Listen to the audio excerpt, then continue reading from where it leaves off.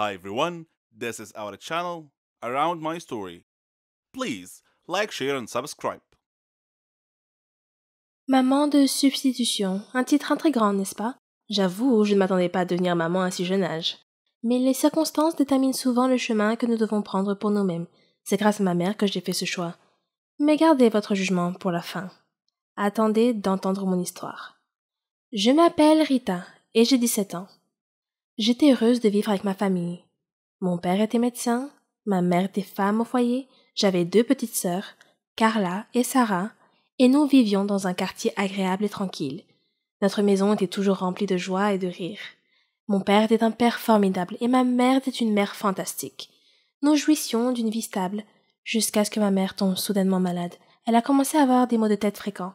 Mon père l'a emmenée chez un neurologue, qui lui a dit que sa situation était grave, qu'elle devait être opérée d'urgence.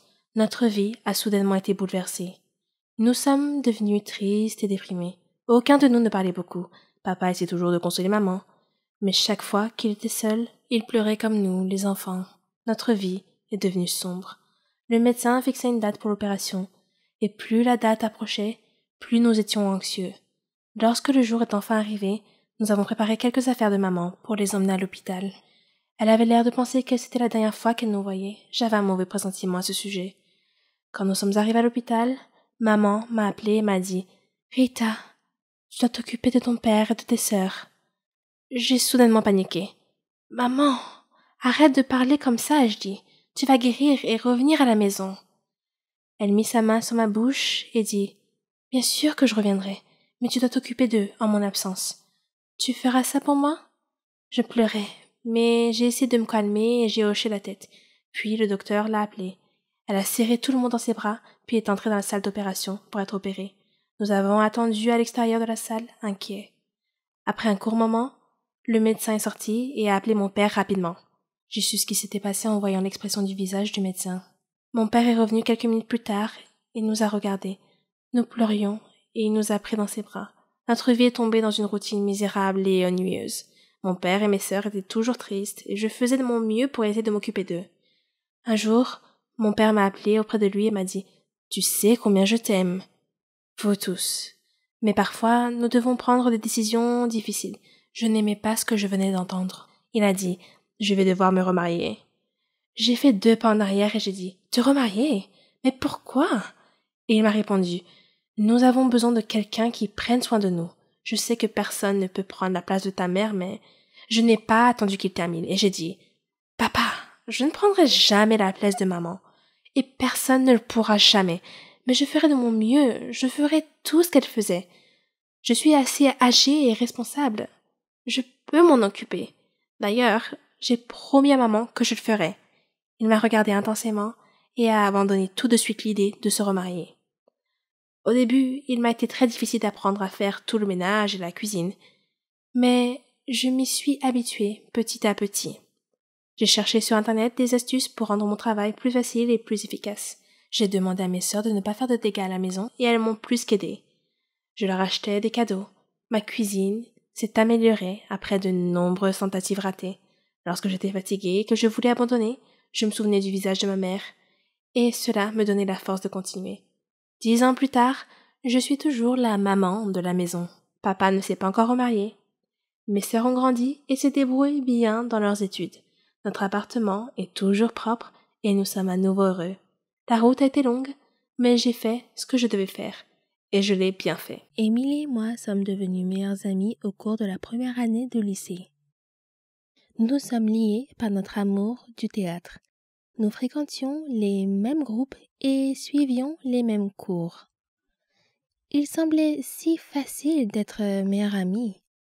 Les choses se sont compliquées lorsqu'il a fallu passer à l'université. Nous n'allions pas dans la même université, mais nous étions toujours très proches en tant qu'amis. Nous envoyions beaucoup de messages sur ce qui se passait dans nos vies et lorsque j'avais besoin d'un conseil, elle était la première personne à qui je parlais.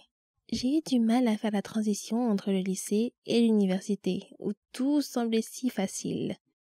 L'université était un endroit complètement différent pour moi, et c'est à elle que j'en parlais. En première année, je la voyais tous les 2 mois. Elle était suffisamment proche pour que nous puissions essayer de trouver le temps de passer du temps ensemble. Je n'avais pas beaucoup d'amis, il était donc plus facile de lui laisser mon temps libre. Cela ne me dérangeait pas, c'était ma meilleure amie. La deuxième année a été la même chose. Mais j'avais mis de l'ordre dans ma vie. Je ne me débattais pas dans mes cours, mais ma vie sociale était toujours la même. Je n'avais que peu d'amis avec lesquels je traînais, et cela ne me dérangeait pas parce que je l'avais, elle. Nous nous parlions et nous nous envoyions des messages à propos de tout, et je lui faisais part de tous mes soucis et de toutes mes frustrations. Sans elle, je n'aurais pas survécu à ces 2 premières années. Je ne me souviens pas vraiment de ce qui s'est passé l'été dernier, avant la première année, mais je pense que c'est à ce moment-là que j'ai décidé de sortir de ma coquille et de profiter de mes années d'université. Au début de ma première année, j'ai rencontré de nouvelles personnes avec lesquelles j'ai vraiment apprécié d'être en contact.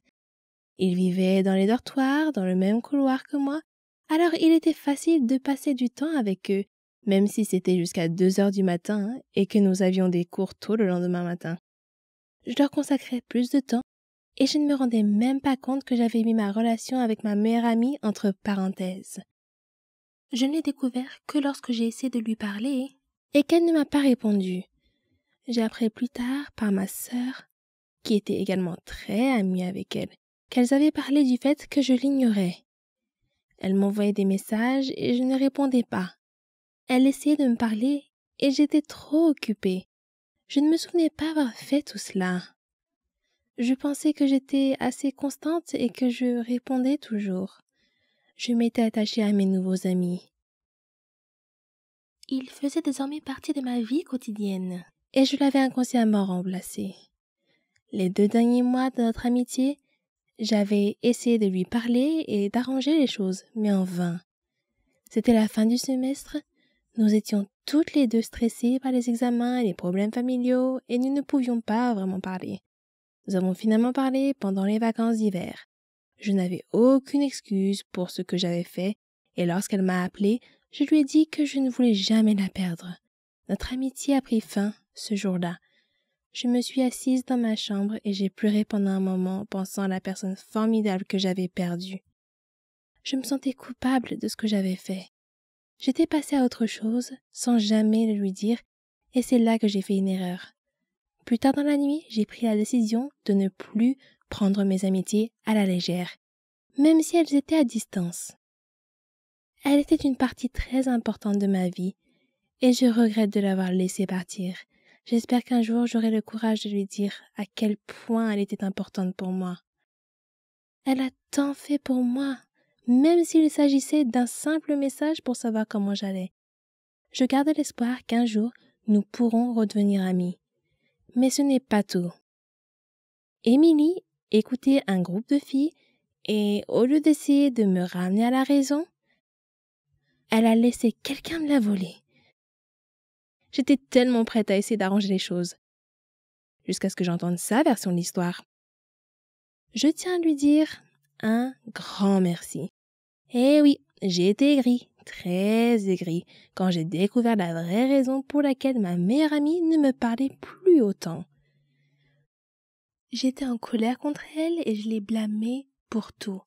Je l'ai blâmée pour les moments perdus avec elle, pour les souvenirs, et je regrettais tout. De l'argent à l'empreinte de vêtements, en passant par des choses simples comme aider à la maison, parce que tout cela n'était rien d'autre que du temps perdu. Je t'en veux, Émilie. Je veux qu'elle revienne. Je veux que ma meilleure amie revienne dans ma vie et qu'elle fasse des choses avec moi, comme des roulette-king, des voyages, des doubles rendez-vous, du shopping ensemble, des choses que les meilleures amies normales font. Mais je n'ai pas pu, parce qu'Émilie a choisi d'être avec d'autres amis. Je n'ai pas besoin d'elle. Elle a choisi de me quitter. Elle a choisi de ne plus être mon amie après que cette autre fille ait décidé de parler et de raconter des petits mensonges. Émilie a mis fin à notre amitié. L'autre fille n'y a joué qu'un rôle.